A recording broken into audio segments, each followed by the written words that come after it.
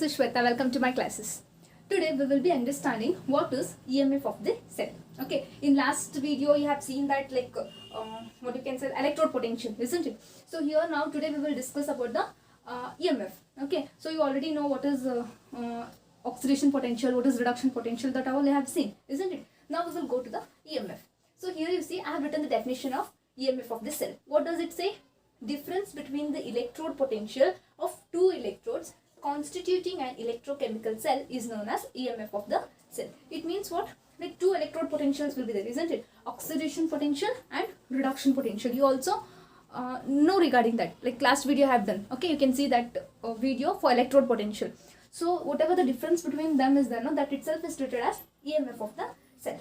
Okay, so like for example, I'll again draw the diagram and then we will understand with the oxidation potential and reduction potentials. Clear?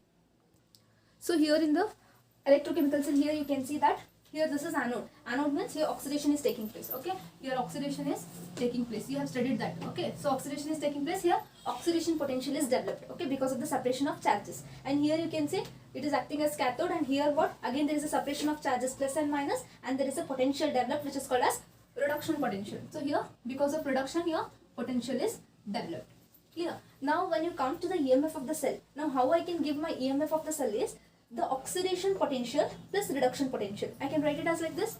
So EMF of the cell, okay, E of cell I'll write. EMF of the cell is equal to E of oxidation plus E of reduction. Okay, I can write it as E of oxidation potential plus E of reduction potential. Okay, now according to IUPAC, you know that IUPAC has made one convention. What is that? We have to always write the EMF of the cell. Whatever will come now, you have to write that in terms of reduction potential. It is accepted. Okay, always we have to consider reduction potential. Okay, so we have to write oxidation potential also in terms of reduction potential. Okay, so what will be the relation? How to write oxidation potential in terms of reduction potential is, before that, here oxidation means anode. Shall I write it as anode? So this is anodic reaction. It is anode and this is cathode. Okay, this much you know. Clear? Now what I said is your both should be in oxidation. Sorry, reduction. Here already this EMF is in reduction. I want this also to be converted to reduction. So how we can do that? I can write E of oxidation is equal to minus E of reduction. So you have this E of reduction potential is equal to minus E of oxidation potential. Okay, we have this. So only the signs will be changed. Okay, so I can take E of reduction potential is equal to minus E of oxidation potential. Now here I want to convert oxidation to reduction potential. So I can write in place of E of oxidation potential, I can write minus E of reduction potential. So what I can write this as minus E of reduction potential. So this will be of anode, remember. Okay, this will be of anode reduction potential plus this is as it is. E of reduction, this is of cathode. Clear? So now what we did? We converted this oxidation potential in terms of reduction potential for anode. So there at least as usual it is reduction potential. So now you can see, just I'll rearrange these terms. First I'll write cathode and next anode, because here first is plus and then minus I'll write. So how can I write? So this is E of reduction of, this is I'll take it as cathode minus E of reduction of potential of anode. Can I write like this? Okay, E of reduction potential of cathode minus E of reduction potential of anode. In other terms what I can write?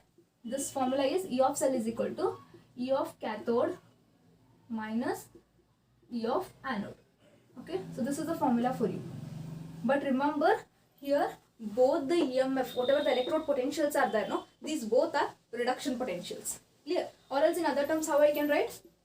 E of cell is equal to E of right hand electrode minus E of left hand electrode. I can also use this formula where your electrode potentials both are reduction. Okay, it should be reduction potentials. Okay, so here these are the formula, like either you can apply this or this, but main thing what you have to remember is these whatever E are there, no, they are reduction potentials of cathode and reduction potentials of anode. So here also reduction potential of right hand electrode, reduction potential of left hand electrode.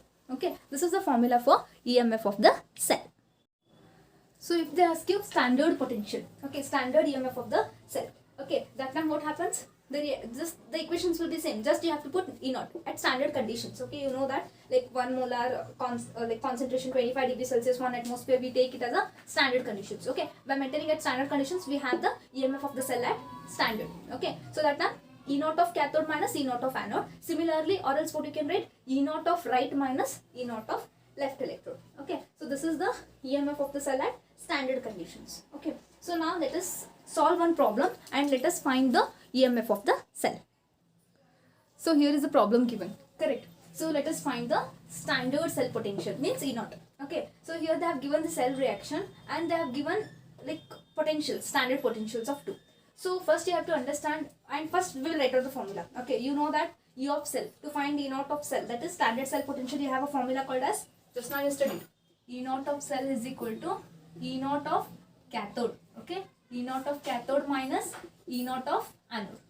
Clear? This is the formula used. Or else in other terms you will write E naught of right minus E naught of left. So before going to that, we have written either one you can read, correct? So here cathode and anode you have to recognize. Before going to that, let us see whether these are reduction potentials or oxidation potentials given. And you know that according to this formula, both should be reduction potentials. Clear? So here you can see by this clearly that it is reduction. Why? Because there is decrease in oxidation number. You can see here plus 2.